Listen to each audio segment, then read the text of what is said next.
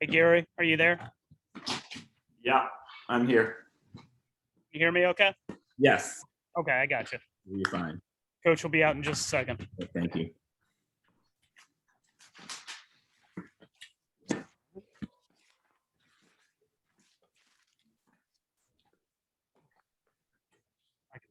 I can sit down. Oh, okay. Yeah.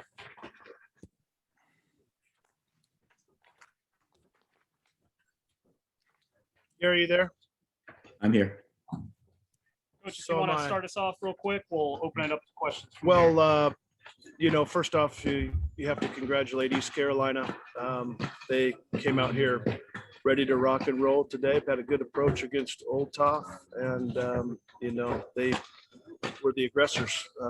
They were trying to get active and do everything early to kind of make a statement about they were here, and caught us on our heels a little bit. And then we just didn't pitch the ball particularly well up and down, and had some opportunities offensively that we left on the table, but just game one. And so what we're going to have to do is what we talk about a lot in our program, just get back off the mat and get some good rest tonight, and try to get back at this thing tomorrow.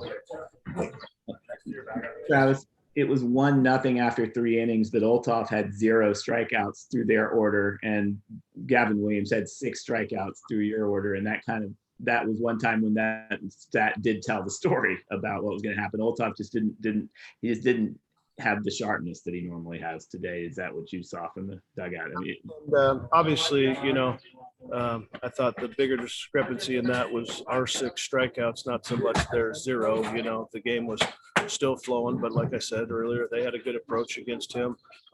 They tickled some balls through some open pockets of the field on the ground. They had a hit and run that didn't leave the infield, some things like that. So he had a little bit of tough luck early, but you're right. Just, his stuff wasn't maybe as sharp as it's been in the past. And their guy obviously has an electric arm, and he was going through us pretty good. So today, way too much air in the bat, not only in those 3 innings, but just in the game up and down. So we're gonna need to tighten that up tomorrow, and we'll get these guys on base. We got to try to put the ball in play so that we can move runners. you did get 2 runs on Williams and get him out of the game, and you had a shot there down 5-2 with the bases. So did you feel like that was, in terms of if there was going to be a comeback, did you feel like that was the key moment, not getting another hit there? Yeah, and we try to pride ourselves on scoring runners from third base with less than 2 outs, and we did a good job, Gare. What I'll tell you, and I told this to the kids, was as ugly as maybe it was 4-0, that's still within 1 swing of being tied. We contained, didn't keep them at 0, but we contained a bunch of those innings to give ourselves a chance. And then, as you made mention, we get it to 5-2, force his pitches up, we get the bases loaded, 1 out, they have to go to the bullpen. That's good. And then we don't do anything with that opportunity, and then had the same one in a 9-4 game later where you're thinking, why not? Here we are again, 9-4, bases loaded, 1 out, and we don't deliver in that situation either. So those were big momentum swings in the game. There's no doubt about it. And we talk about pulling on that rope all the time. And when they seize those opportunities, they just pulling on that thing, and we just weren't able to pull back. So like I said, we lost the game. It wasn't pretty, but runs don't carry over for tomorrow. So we still got to play with our chin up and our chest out, and we're still in first place. So we got to come out and act like it tomorrow. Yeah. You didn't really use any bullpen arms that have been in your regular rotation that you can't use. You use Campbell, but he can come back because he only faced 3 batters. They used 2 of their key guys in the bullpen, and you lost. Yeah, that makes it better going ahead. It does, because just the fact that anytime you force somebody to get their jacket off and get going and insert themselves into the game, those are just touches. And so you always looking for that, especially the first game of a 4-game series on the weekend. So hopefully that'll be beneficial to us. The game just wasn't really in our flow early, so we just tried to kind of do what we could to try to maintain it and damage control it, and we were able to. And then we got it back close. That's why you kind of saw the baits get in there at that point, and then just got away from us. So we should be loaded for bear, in terms of the starters that we have left and some of the bullpen pieces that didn't touch the ball today. So it gives me a good feeling for tomorrow.